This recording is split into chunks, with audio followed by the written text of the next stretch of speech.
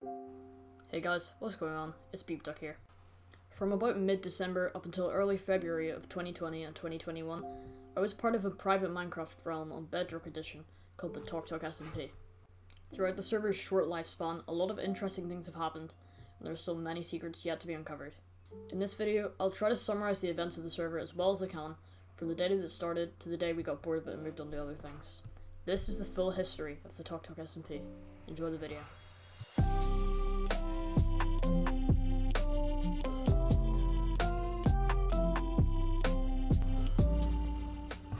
The people in the server were from a friend group that I've known for a really long time.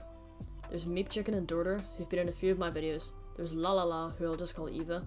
There's Tess, who I'll just call Tess, and Visceral Singer 91, who I'll just call Lara. Lara and Tess invited their cousins too, Cara, and also Claire, who joined later on. The server started on the 19th of December 2020. The first day was pretty chill. We got some starter gear, jumped around in trees, and laughed at how everyone kept dying to zombies. Meep Chicken got full iron armor and a diamond sword, and I think he even went to the Nether on this day. I didn't play much on the first day though, so I generally count this as day 0. By the next morning, we divided into 3 groups. Tess and Eva ventured into the spruce forest to settle near a village. Lara and Cara built a box house in the field where the main part of the SMP would be, and me, DoorDoor and Meep Chicken would go the other way between 2 mountains. After getting some basic iron gear, we started to set up a base inside the bigger of the 2 mountains. I got a dog, which we named Pog because we were stupid, and Meep Chicken got one which he named Boner, because, you know, dogs like bones, right? After we dug out the main base, we started to excavate a staircase leading underground. This would become the factory, and it would store our farms, items, villagers, mine, pretty much anything you can think of. It was small for now, but it would become a lot bigger. We strip mined for diamonds until we were able to get full diamond armor and an enchanting table, and then flexed our shiny new gear to Eva. DoorDoor did end up losing all his stuff in the Nether. Other than that, I'd say it's a pretty successful day. The next few days continued as normal. We built more of our base, got better gear, just regular Minecraft stuff, until something happened that would completely change the course of the server. DoorDoor was checking out Lara and Cara's base when Eva said he should kill their dog, Esmeralda. It's hard to tell who's more to blame because I wasn't there, but DoorDoor ended up killing their dog and then fleeing from their home. This went unnoticed for now. Later on, Eva came to our base asking for blaze rods. No one had found a Nether fortress yet, so we decided to go to the Nether to search for one together. I won't go into detail about this journey because I made a full video on it a while ago. It's not a great video, but you can watch it if you want, it'll be in the description. Basically, we spent an hour barely hanging on to life in the Nether and had to trade with piglins to finish our portal to get home. What we didn't take into account was that when we came out the other end of the portal, we would be 10,000 blocks away from our base. And of course, this was the perfect time for Lara and Cara to come back online and find their dog missing. They asked where it went, and in a panic, DoorDoor responded, "I killed it, LMAO." We found out 10 minutes later from Eva that they were attacking our base. We'd barely travelled 1,000 blocks by then because we spent a long time in a village, so we still had a long way to go. We didn't want to just die and respawn at our base because we'd come so far to get the blaze rods that we couldn't just turn back. We definitely weren't going back through the Nether. What's more, we left our enchanted diamond armor in chests at our base so we wouldn't lose it in the Nether. And of course we didn't have ender chests because you need blaze rods to get ender chests so they could just walk in and take our stuff. There's probably a few ways we could have gotten out of this, but we were in a panic and couldn't think straight. If you can think of any ways, be sure to leave them in the comments. Anyway, Eva managed to defend our base until we got home, where we crafted an ender chest and put away our diamond armor. We confronted Lara in the call, but she denied even going near our base. We realised we couldn't get a confession out of her, so Meep Chicken came up with a plan. We all went into our base and logged off, and 5 minutes later we logged back on. Sure enough, they were deep in the factory, which is the restricted part of our base, so we killed them. We couldn't stay on all night though, so we had to log off for real. The next morning I was dreading what state I would find our base in, but it actually wasn't that bad. A few broken blocks, some changed signs, redstone all over the floor for some reason. It seemed like more of a prank. Their house had got a little messed up the previous night by unknown circumstances, so I rebuilt it exactly how it looked before. Well, maybe not exactly, but it's hard to tell the difference. The server continued peacefully for the next week or so. Lara and Cara's stuff had despawned after we killed them in our base, so they started fresh in a new base, which was in a mountain opposite ours. We found this a little suspicious, but didn't do anything about it because we didn't want to disturb the peace. On Christmas Eve, we had a Christmas party where we ate, exchanged gifts, and did a roulette to earn diamonds. We all give Lara and Kara some starter gear like iron tools, armor, and food to help them get back on their feet. After the Christmas party, Eva left her dog, Sykkuno, in our base because she didn't want to take it back home at night. Sykkuno would end up staying here for the next few days until probably the most important event of the server's history happened, and would start a mystery that still hasn't been solved to this day. Me, DoorDoor, and Meep were in a call with Eva. We were talking about stuff that happened in the SMP when Eva said something that caught our attention. Apparently, Lara had asked Tess for gunpowder and not to tell anyone. This was awfully sus, so we went to their base to check it out. In their base, we found a lever with some redstone leading underground. We followed the redstone trail, and it was heading towards our base. Things were starting to get intense when the redstone trail led up.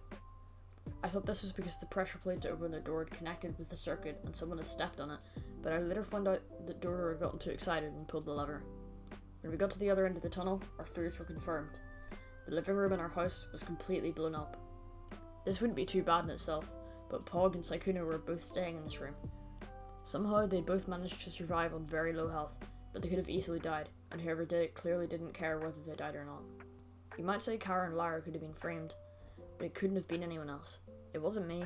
Meep's my brother, so I know he was never online when I wasn't. Eva would never put Sykkuno at risk. Tess would never betray Eva, and, well, it could have been DoorDoor, because he was kind of crazy back then, but even he wouldn't betray our team. We got on a call and confronted Lara, but she denied it. Lara thought it was Eva because she claims to have never asked for the gunpowder, but we all knew Eva cared about Sykkuno a lot, and whoever set up the explosion was probably trying to kill the dogs. We had discussed having a government previously, and we realised now we needed one more than ever, so we decided that on the 31st of December we would hold an election. But one more twist would happen before the election night. On the 30th of December, one day before the election, I went on in the morning to make sure everything was alright. Sykkuno was still in our base, tucked away in the corner where we exchanged gifts at the Christmas party, but something was off. When I first met Sykkuno, I'd been annoyed that my teammates didn't name anything with capital letters, and I noticed that Sykkuno had a capital letter, but now Sykkuno began with a lowercase s. I checked back at some old recordings, and sure enough, at the Christmas party, Sykkuno started with a capital S. I checked the footage from just after the explosion took place, and Sykkuno had a lowercase s. This meant that Sykkuno in the explosion was not the real Sykkuno, and therefore Eva could have made a replacement that she had no emotional attachment to, so the blame wouldn't be on her. I confronted Eva in a group chat, but she acted just as surprised as we were. I suggested that maybe someone had accidentally killed Sykkuno and replaced it in a panic, but Eva claimed this Sykkuno was her dog and she could make it stand, so once again, it went unresolved for now. New Year's Eve finally came, and with it, the day of the election. But before that would happen, Tess told us all to come to the world spawn because she needed to tell us something. To everyone's confusion, she started towering up in the air, but once she had finished, she told us all what happened to Sykkuno. She told us that a while ago she had accidentally killed Sykkuno and got one of Eva's other dogs and renamed it to cover it up. Unfortunately for her, she'd made a mistake in the name, which I noticed. After telling us this, she jumped off the tower and fell to her death. Of course, she respawned right away, but the implication was still there. She could have been telling the truth, but there was also a chance that this was a planned cover-up between Eva and Tess, so in the end, it only added more confusion to the situation. But I didn't have much time to mull it over, because when evening came, it was election time. We all arrived at the election podium at about 11 o'clock, 1 hour before 2021, DoorDoor and his new highly enchanted netherite he had grinded for.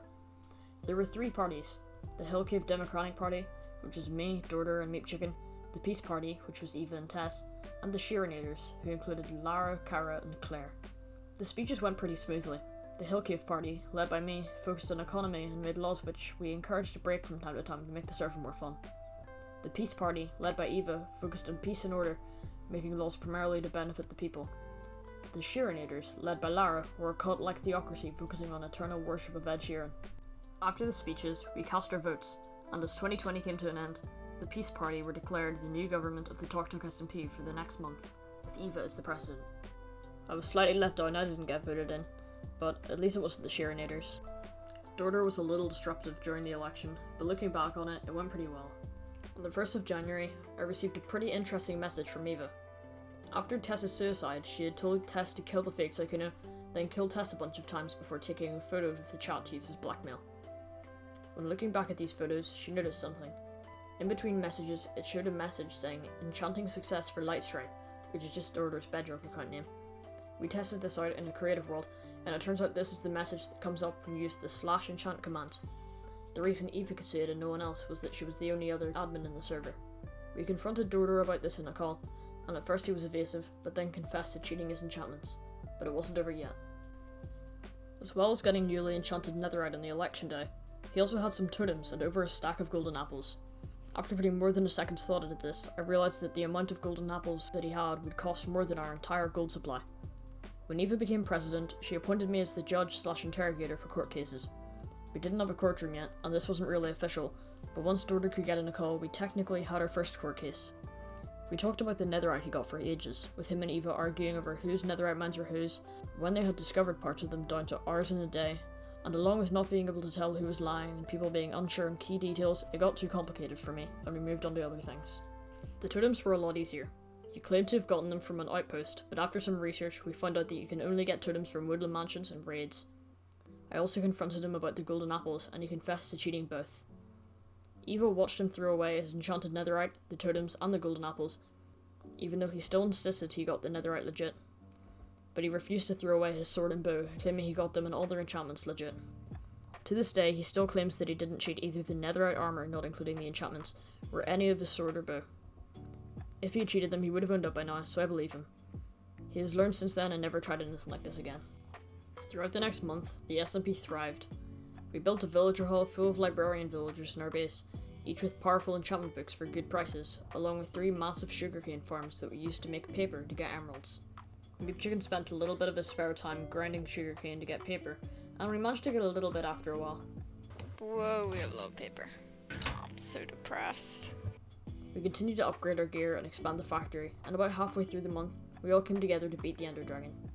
With all of us in good gear, we beat it with ease and went onto the end cities to get elytras. For a long time, almost no one had really built in the main SMP area, so I built an enchanting bookshop, then Eva built a courthouse, and it all kicked off from there. Before long, the main SMP was full of all sorts of buildings, including a house and a floating island, and a massive castle, which was originally for Tess, but became Eva's new home. Soon, our whole team had close to max netherite, so we recreated the photo from the first day of us in full enchanted diamond.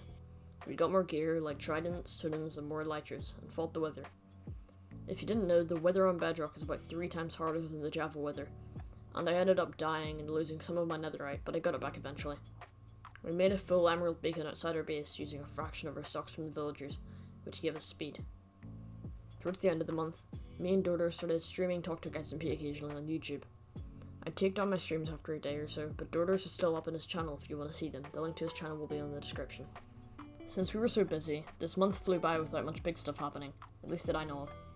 The explosion went unresolved because, according to the government, since it had happened before the law existed, we couldn't hold an official court case for it or punish the culprit if they were caught. Along with having no new clues since Tess's suicide, there wasn't really anything we could do anyway. We did have one other minor court case this month, but I'll discuss it in a future video. Unlike the last election, which was long awaited and prepared for, the next end-of-month election snuck up on us from out of nowhere. The parties were the same this time, except the Sharonators had left their dark past behind them and reformed into a democracy similar to the rest of us. I planned to write a speech in the afternoon before the election, but that morning DoorDoor contacted me with an idea. We would let the other 2 parties go first, but when it was our turn, I would announce that there was TNT underneath the stand, and that if anyone tried to run, we would set it off and kill them. Then they would have to vote for Hillcave to be allowed to go home with their items, and once we won the election, we would rule the server as tyrants. The server hadn't had any sort of conflict in ages, and we thought this would be a good way to make it more interesting, and possibly set them up to do a revolution. We spent the afternoon planning, then when the evening came, it was time to execute their plan. The peace party went first. Their speech was similar to last time, but there was a good chance they wouldn't get voted in because they had already spent a month as government and we were looking for a change. Lara, Cara and Claire's party, which I think was now unnamed but still had Lara as their leader, put forward some good ideas that would help the server. They said they were taking this election a lot more seriously than last time, and even had banners saying "Vote Lara" on the election stand. I was shaking when our turn came, praying I wouldn't mess up. But maybe I should have warned them that we were planning something for the election and just told them to go along with it, because when I told them not to run, Tess started running. Eva said she would just leave the game and that she knew something like this would happen, and Lara just started screaming, which I only found out later because she was muted. And all around, people just didn't really play along like we assumed they would. So, it was basically a failure. We decided to withdraw from the election after that, and Lara ended up winning with about 70% of the vote. Our first red flag was when they told us that the reason they had freaked out about the TNT so much was because they actually had planted TNT underneath the election in case they lost, and they thought we were exposing them. We dug underneath, and sure enough, we did find TNT, which DoorDoor gleefully ignited. Our second red flag was when, instead of editing and expanding on the already existing peace party's law as the new government was meant to, they erased it completely and wrote a new set of rules, including some lyrics from a random song and "It's not stealing if you don't get caught." It was clear they had no intention of doing the things they talked about in their speech.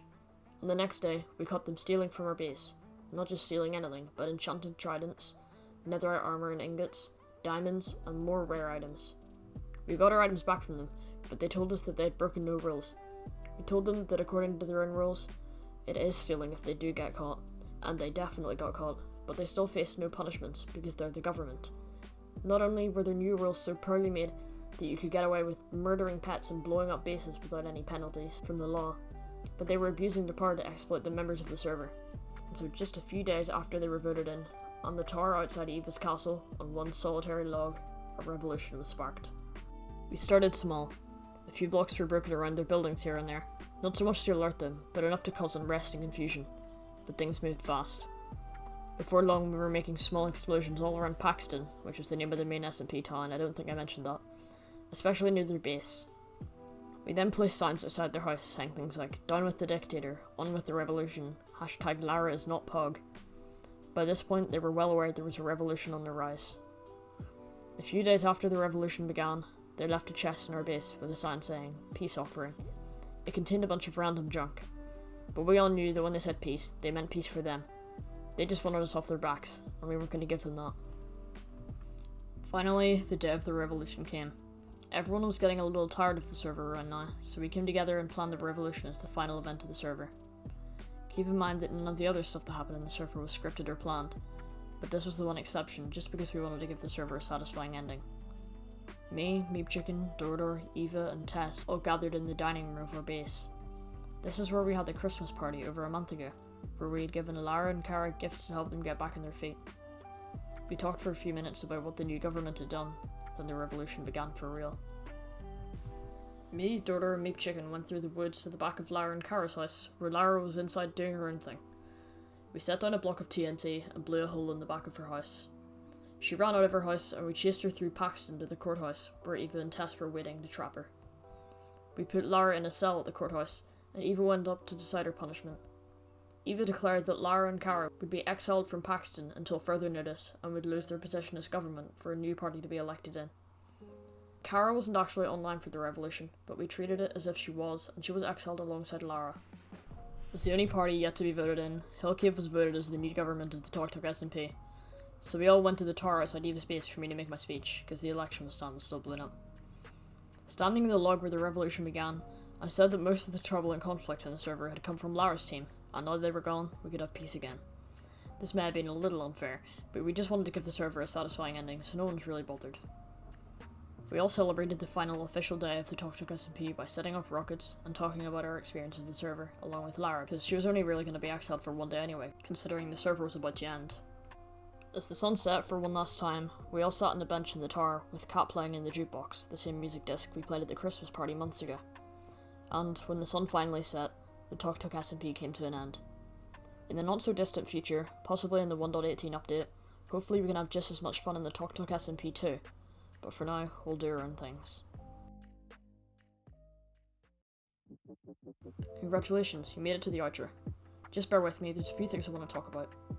Firstly, I didn't mention this earlier, but we actually stopped playing the server just before the revolution, and only renewed it recently to finish it. This means the server will be up for the next few weeks, and just because it's over doesn't mean we can't play it from time to time. So, if the YouTube gods bless me and this video somehow blows up, I might be doing a few streams in the TalkTalk SMP, so say in the comments if you'd like to see that. Also, the TalkTalk SMP 2 isn't confirmed, but if we do it, it'll most likely be after 1.18 unless we really want to do it before then.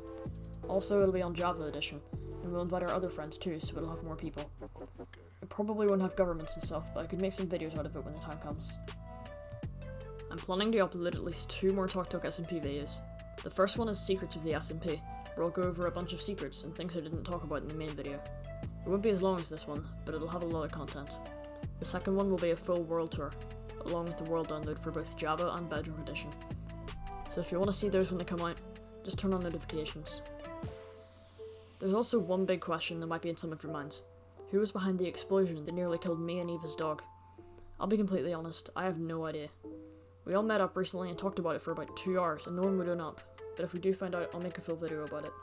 I also just want to say that this server was probably the most fun I've ever had playing Minecraft. When I was younger, I always used to play creative, and I never had that survival world that you play every day and get loads of stuff on. So this server felt like the first time I've played Minecraft how it was supposed to be played. Hopefully the TalkTalk SMP 2 can give me an experience like this one. Also, sorry if some of the parts of this video weren't great quality, especially the voiceovers. I'm quite new to making content, so hopefully it'll get better with time. This has been by far my longest video, and all the time I spent writing a script, recording voiceovers, adding clips and pictures, and rummaging through old recordings, screenshots, and messages and forgotten group chats probably added up to over 20 hours. I won't ask you to subscribe, but I want to thank you for watching all the way to the end, it really means a lot. Anyway, I hope you enjoyed this video, and hopefully I'll see you in the next one.